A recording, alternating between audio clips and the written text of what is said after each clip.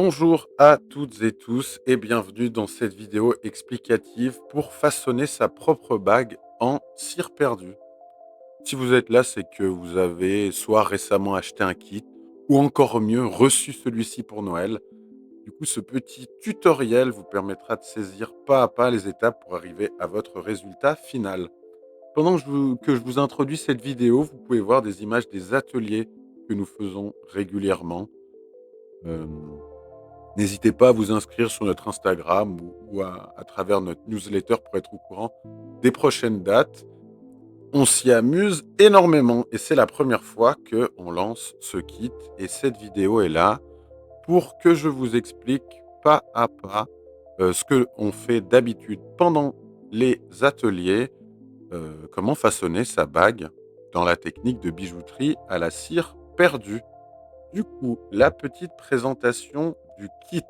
Chaque kit possède 2 cires, soit une chevalière, soit un anneau, au choix. Le choix est déjà fait et il y en a 2 et du coup, ça vous permet de vous entraîner sur une première bague et puis de faire une bague finale pour la deuxième cire ou de faire fondre les 2 cires moyennant un supplément et voilà. Il vient également avec un écrin dans lequel vous nous renverrez la bague dans la lettre préaffranchie. Le cutter, vous verrez plus tard qu'on l'utilise passablement. Utilisez toujours le cutter avec le protège-doigts parce que, en plus de ça, ils sont neufs, ils sont extrêmement coupants. Une super petite lime qui a un format parfait à mon sens.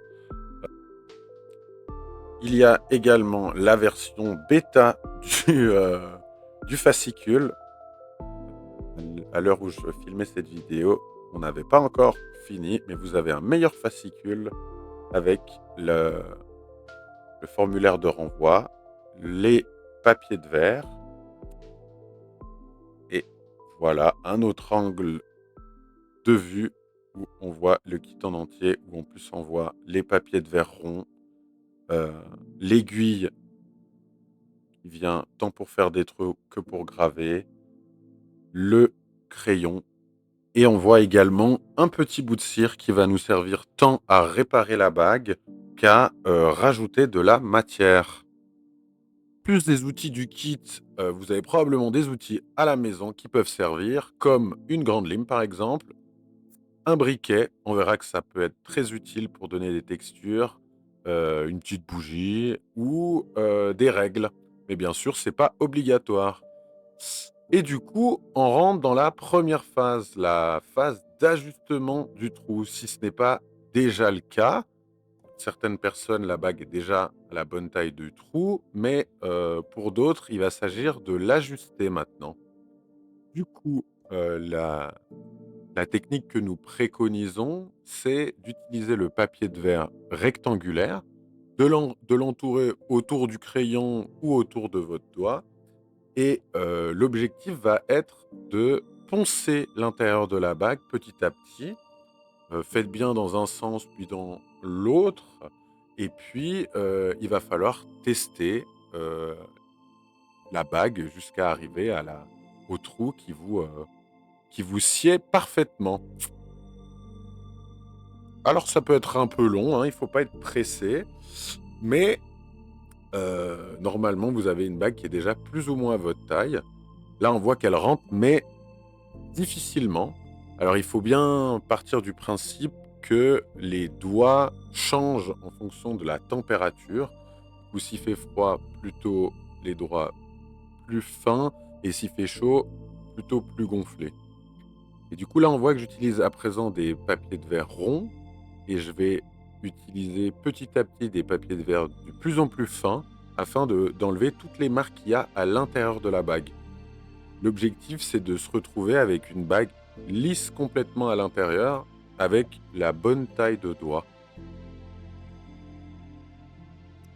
Là, on voit qu'il y a presque plus de marques à l'intérieur. Vraiment, pas hésiter à passer un peu de temps avec le papier de verre le plus fin, pas pour agrandir la bague, mais bien pour la lisser. Et là, on voit que la bague rentre parfaitement. Maintenant que la bague est bien à la taille de votre doigt, il va consister à dégrossir parce que l'objectif de ce kit et de cette technique, c'est d'enlever de la matière.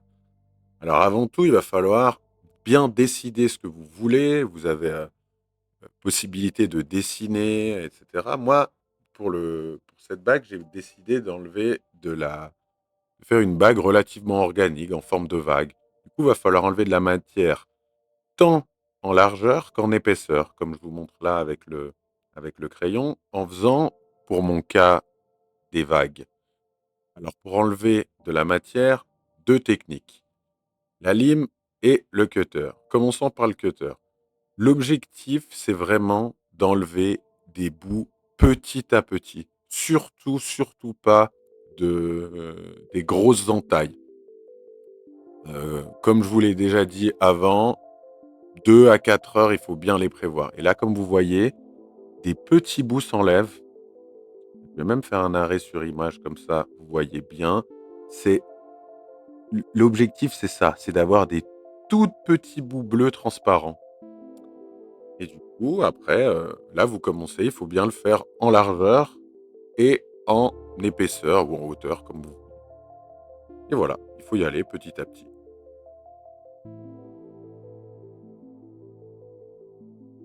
Et là, sous un angle plus de jour, on voit bien que j'enlève à chaque fois de petits bouts. Voilà. Et voilà, à présent, mon outil de prédilection, la lime.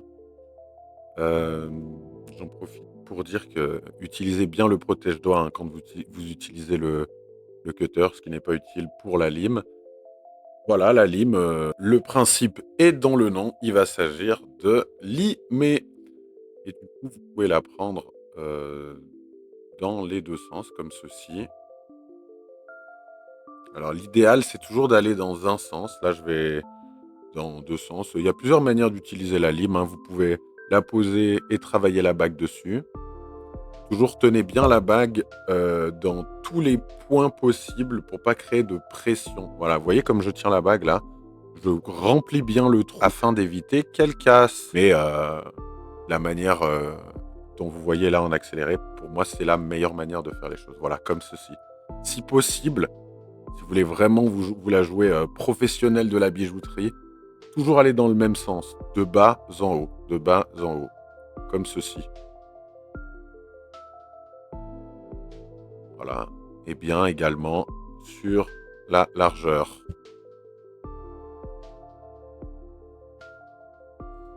À noter que vous pouvez tout faire au cutter ou tout faire à la lime, ou comme vous le voyez à l'écran actuellement, au papier de verre. Ça dépend de votre affinité.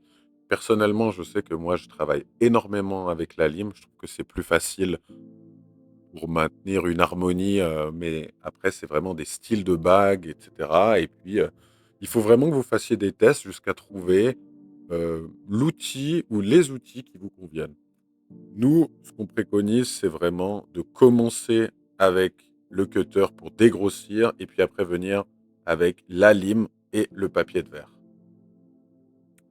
Il est désormais temps de passer à la phase de sculptage qui se fait bien sûr en parallèle de tout ce qui est dégrossir la bague.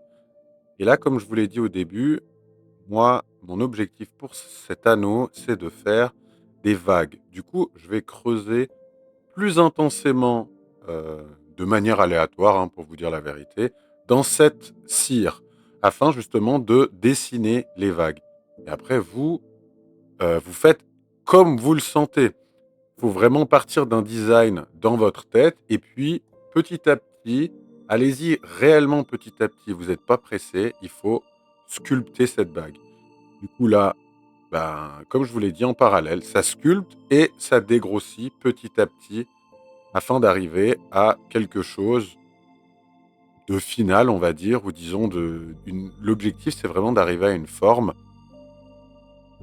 quasiment finale, disons à 90 finale, avant de passer à la phase qu'on verra un peu par la suite, qui est de finition.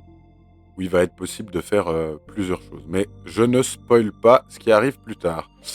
Du coup, je vous laisse avec la vidéo pendant un petit moment afin que vous puissiez voir que c'est un processus relativement long. Là, on voit que j'essaie de créer une vague et tous les outils peuvent être utilisés. N'hésitez pas, comme je fais là dans la vidéo, papier de verre, etc., etc.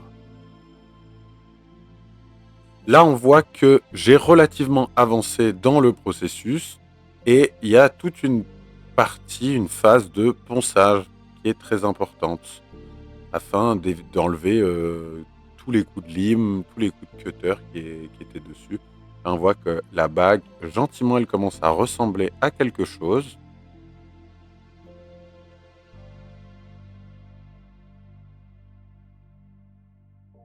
Voilà, ça continue de bien limer. Et ce qui est important, et là c'est une phase très importante, c'est de voir le processus. Vous voyez de où on est parti. En fait, il y a une tendance, et là je vous donne, je prends l'exemple d'une bague à moi pour vous montrer. C'est que vu qu'on travaille la cire pendant relativement longtemps, on a tendance à se dire: «Ah non, mais là j'ai assez dégrossi», etc. C'est souvent une erreur parce qu'en fait, il faut vraiment prendre une bague à soi, à côté, comme exemple, pour se rendre compte à quel point il faut aller loin dans la taille de la cire. Sinon, la bague va être trop grosse et trop lourde. Et du coup, là, je commence une phase qui n'est absolument pas obligatoire. Ça donne un effet plus bombé à la bague, où je viens légèrement, attention, j'insiste, très légèrement brûler. À peine vous voyez la bague qui devient dorée, qu'il faut arrêter. Parce qu'il faut bien se dire que c'est de la cire. Si vous brûlez trop, ça va fondre. Vous allez perdre votre anneau, vous allez tout perdre. Il va falloir recommencer avec votre deuxième cire. Du coup, vraiment, j'insiste. Déjà, premièrement, c'est pas forcément obligatoire, ça donne vraiment cet effet bombé. Et deuxièmement, avec parcimonie.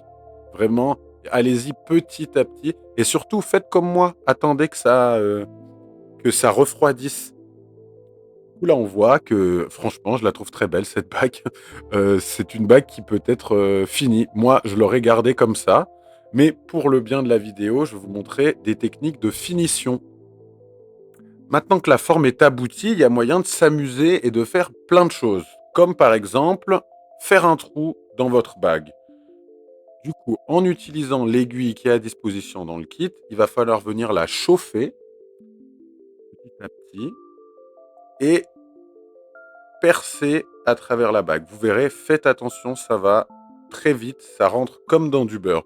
Du coup, allez-y vraiment avec parcimonie. Faites d'abord un petit trou et une fois que le trou est fait, vous pouvez gentiment l'agrandir comme ceci. Encore une fois, toutes ces techniques, moi je vous les présente, mais elles sont absolument pas obligatoires. Vous faites comme vous voulez. Il faut que vous vous sentiez à l'aise. Il est également possible d'ajouter de la matière. Pour ce faire, il y a une petite pointe de cire qui est dans vos kits. Il va falloir gentiment la chauffer et dès qu'elle va commencer à fondre, on va pouvoir venir poser une goutte ou deux ou trois ou comme vous voulez. Après, vous pouvez vous amuser, vous pouvez essayer de l'étirer. Il faut vraiment expérimenter. Si par malheur, vous arrivez et vous avez fait une bulle qui ne vous convient pas, il y a toujours moyen de l'enlever. Alors, vous revenez, vous prenez le cutter et vous l'enlevez. Il faut se dire que c'est de la cire qui est rajoutée. Elle s'enlève très facilement. Et du coup, partant de là, il y a moyen de vraiment faire des formes, des bagues plus ou moins organiques. On voit d'ailleurs le trou que je viens de faire juste avant. Il y a toujours moyen de rebrûler. Encore une fois, la phase brûlure n'est jamais obligatoire. C'est pour donner cet effet bombé. Si vous voulez faire des cires assez lisses, etc., il ne faut pas brûler, mais il faut poncer. Et là, on voit que je rajoute petit à petit de la matière sur ma bague. Il est également possible de venir graver cette bague. en utilisant le même outil qu'on a utilisé pour faire le trou, vous pouvez venir graver ou utiliser n'importe quel outil que vous avez à la maison pointu pour graver. Il est également possible de faire des empreintes avec absolument tout ce que vous voulez. Là, par exemple, j'ai pris de l'aluminium, un papier d'aluminium, tout ce qu'il y a de plus classique. Ça donne des très bons résultats, d'ailleurs.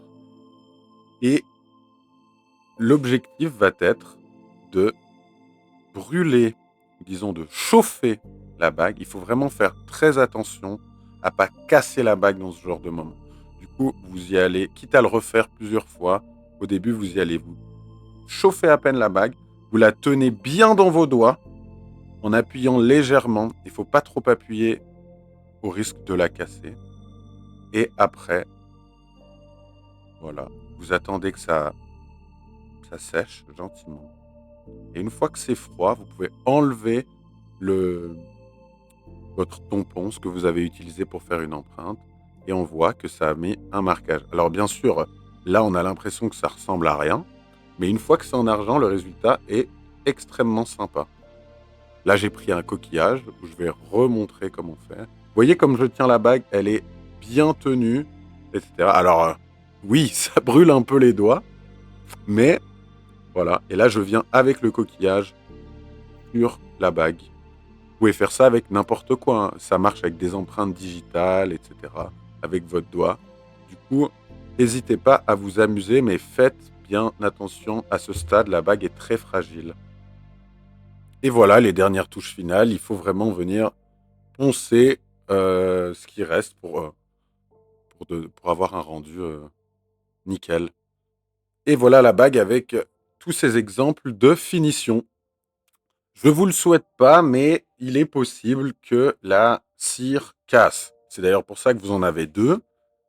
Si ça arrive, il y a toujours moyen de la réparer. Alors, c'est vraiment une réparation de fortune. Et après, il sera plus du tout possible de manier autant aisément la bague que ce que vous aviez au début. Du coup, faites vraiment en sorte que cette partie de la vidéo ne vous serve pas. Ce qu'il faut faire, c'est vraiment bien resserrer la bague comme si elle n'était pas cassée et venir rajouter de la cire, comme je vous ai montré précédemment, sur l'endroit cassé. Il va falloir faire ça tout autour de la bague. Voilà. Du coup, là, il faut bien attendre que la bague sèche. Il faut se dire que là, elle est absolument très, très fragile. Du coup, allez-y vraiment doucement. Il faut également en mettre à l'intérieur. Et du coup, en fait, vous allez resceller la bague avec de la cire rajoutée. Une fois que ça c'est fait, avec douceur, j'insiste, il y a moyen de venir enlever le surplus de, de cire. Alors très légèrement avec le papier de verre ou avec la lime, que ce soit à l'extérieur comme à l'intérieur.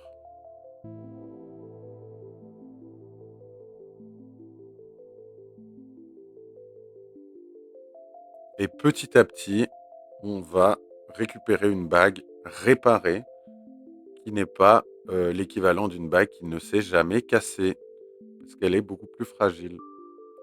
Et il y a toujours moyen de rechauffer un petit peu par-dessus afin de vraiment faire un travail de pro où c'est bien scellé.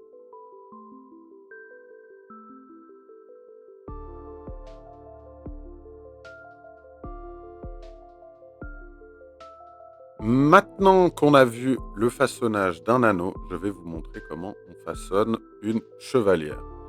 Alors au début, vous voyez cette partie haute, on ne la touche pas et on va attaquer tout ce qui est la partie basse. Ce qui est en haut, on ne le touche pas. Et comme expliqué pour l'anneau, il va falloir dégrossir. On commence vraiment par dégrossir tout en largeur et en épaisseur, tout le bas de la chevalière. Alors c'est un travail long et fastidieux, mais bon, une bague ça se mérite, hein. Et puis on peut le faire de deux manières différentes, que ce soit avec le cutter ou avec la lime. Mais comme je vous l'ai dit précédemment, moi, la lime, c'est vraiment mon objet de prédilection et du coup, comme vous le verrez tout au long du façonnage de cette bague, c'est davantage la lime que j'ai, utilisée. Mais vraiment, en tout cas, j'encourage à utiliser le cutter au début, dans cette phase hem, de dégrossissage.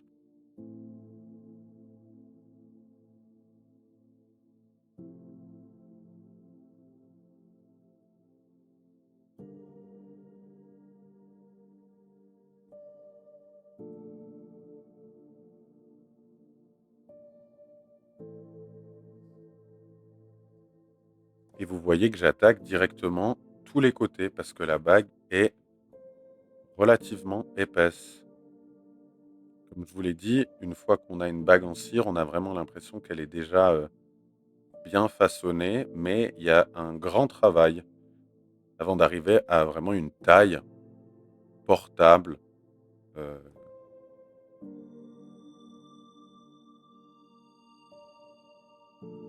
voilà, c'est ce que je vous disais.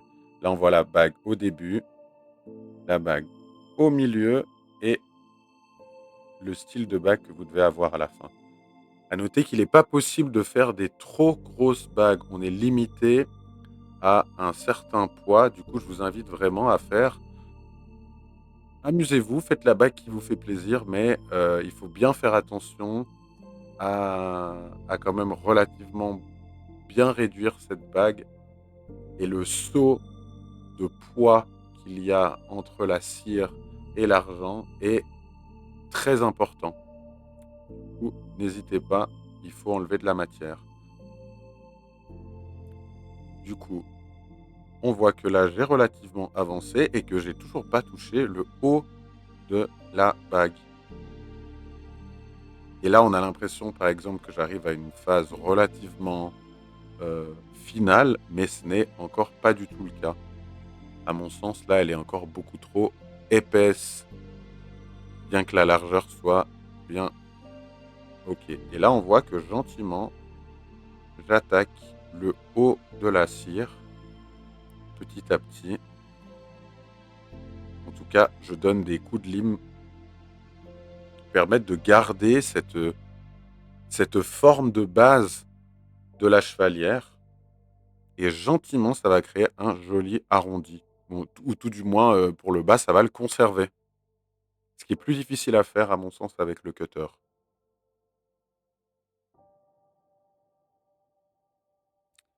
Et là, une fois que j'arrive à une forme à 80 finale, je peux me permettre d'attaquer le haut, où je vais venir casser les angles pour commencer. Voilà, on le fait bien dans les 4 angles.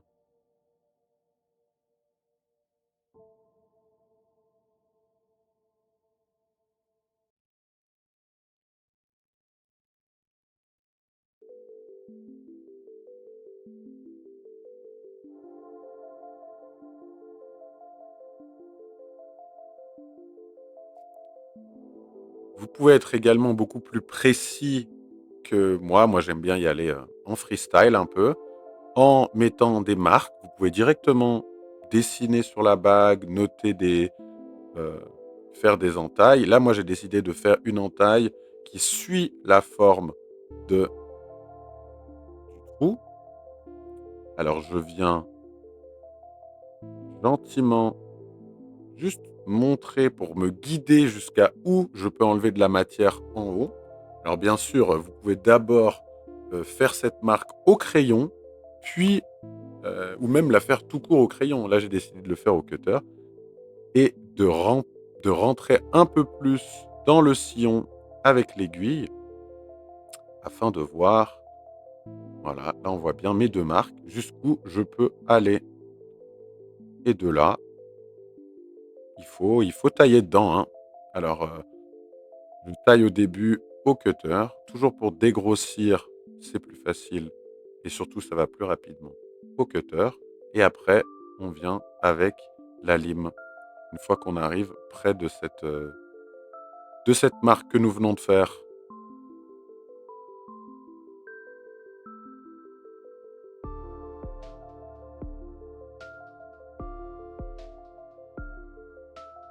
voit que gentiment, c'est une bague qui prend forme. C'est une bague qui prend forme. Là, on voit que sur les côtés, ça devient trop large. Et gentiment, on va venir limer ses côtés. Voilà. Avec un geste toujours qui accompagne et qui fait tout le tour.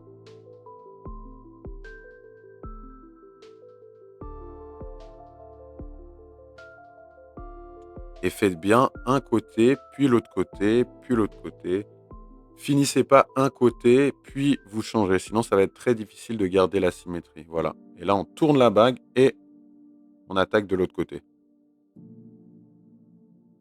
Et là, tout ce que vous voyez, bien sûr, c'est également valable pour l'anneau, hein, et pour n'importe quel type de bague. Là, on est vraiment dans une phase de dégrossissage.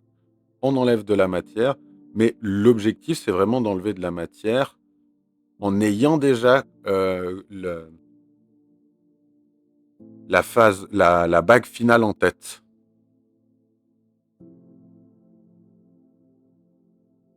Et voilà.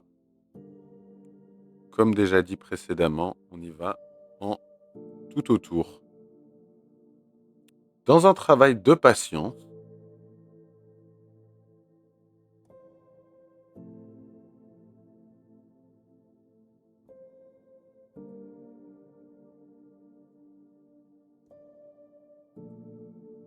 là, on voit que je fais vraiment des gestes qui accompagnent pour vraiment donner l'angle que je souhaite à la cire.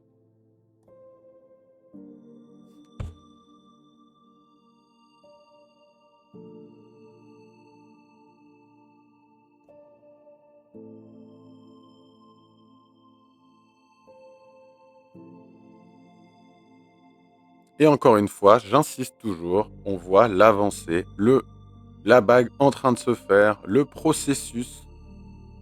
Et on voit que là, malgré le fait que la bague soit bien avancée, elle reste extrêmement grande par rapport à une bague, disons, de taille normale. Du coup, on va dire que je suis au milieu du gué. Il faut continuer d'avancer. Et là, on voit qu'il y a encore énormément, un gros plateau. Il va falloir réduire tout ça. Et là, autant la forme, elle avance, maintenant, il est temps de réduire ce plateau et de réduire la largeur également. Alors, pour le réduire, rien de plus simple. On va venir avec la lime et on va réduire tout ça petit à petit. Et voilà. Et on pense bien à le faire dans un sens, puis on tourne la bague, puis dans l'autre sens, parce qu'on met de la pression sans s'en rendre compte sur la lime, qui va donner un effet, un plateau qui va pas être régulier. Et voilà, et on fait ça pendant un certain temps avant d'arriver à notre hauteur souhaitée. Mais faites attention parce que une fois qu'on reçoit les cires de base, elles sont très hautes et c'est pas forcément quelque chose qui est agréable à porter. Ça peut être un style, mais il faut en être conscient qu'il faut vraiment réduire la, la hauteur.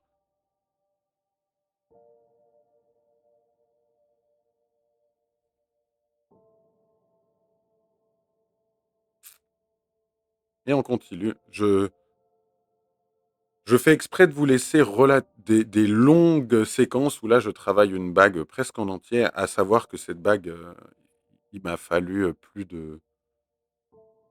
disons 2 à 3 heures pour la façonner en entier. Du coup, je vous mets des longs moments de façonnage que vous voyez, qu'il ne faut pas être trop pressé. Voilà, et comme ça on passe un petit moment aussi ensemble, où je commente mon propre travail. C'est très Inception comme exercice.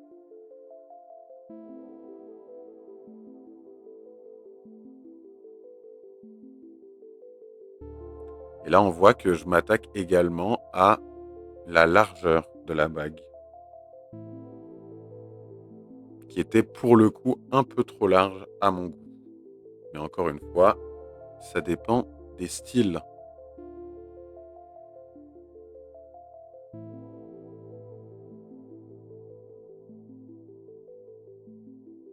sous un angle d'un peu plus près, comme ça vous voyez un peu ce qui se passe un peu mieux. Et là, on voit que vraiment, petit à petit, la forme se crée. Et vous verrez qu'à la fin, c'est pas une chevalière gigantesque, hein.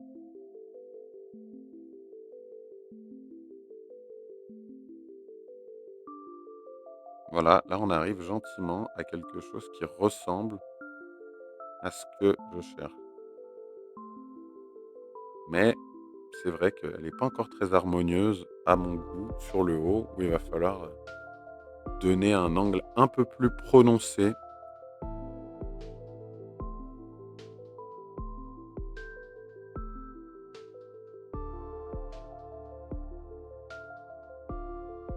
Là, on a déjà une forme bien plus avancée.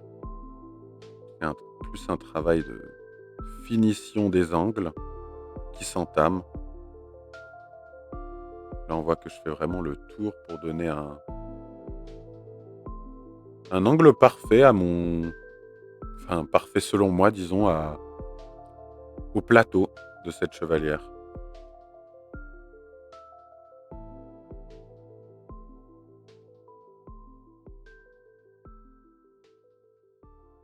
N'hésitez pas, hein, vraiment à enlever la poussière qui est créée afin d'y voir plus clair, surtout quand il y a des gravures, etc., ou ce style de choses.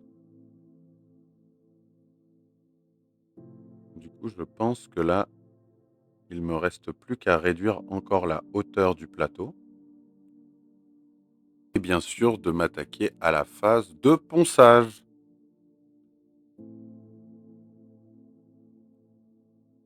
Il faut vraiment polir avec les papiers de verre du plus abrasif au moins abrasif. Là, il n'y a plus besoin d'utiliser du papier très abrasif. Vous pouvez vous contenter des 3 ou 2 derniers, en insistant bien sur le papier de verre le plus fin. Alors, on peut très bien s'arrêter là, mais, et je me serais d'ailleurs arrêté là, mais pour le bienfait de la vidéo, je vais vous remontrer une technique pour brûler la bague, mais qui n'est absolument pas obligatoire. Et vous voyez, dès que ça devient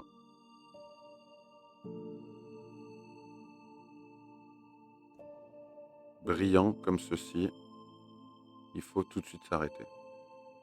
Et vraiment là, vous attendez. Parce que la bague est très fine et du coup, elle peut littéralement fondre, euh, fondre dans vos doigts. Ça m'est déjà arrivé dans les premières bagues que j'ai fait. Du coup, si vous ne vous sentez pas, je vous déconseille de la brûler. Mais bon, moi je suis là pour vous montrer les techniques dans cette vidéo. Après, vous en faites ce que vous voulez et vous expérimentez. Vous êtes là pour vous amuser et pour faire une petite initiation. Et là, on voit cette bague quasiment finale, hein.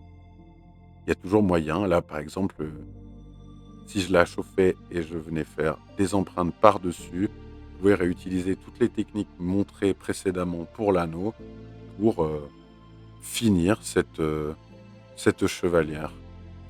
Là, moi, je vais me contenter de la brûler en entier pour enlever toutes les aspérités. Et ça sera la fin de la vidéo. Je vous remercie d'avoir écouté, suivi cette vidéo, acheté le kit, reçu ce kit. Dans tous les cas, c'était un plaisir. N'hésitez pas à venir nous voir en atelier. Là, on voit l'avancée finale qui est assez important à mon sens, comme je vous l'ai répété à plusieurs reprises. En tout cas, je vous remercie encore infiniment et je vous souhaite une bonne soirée. On va dire que vous êtes en soirée.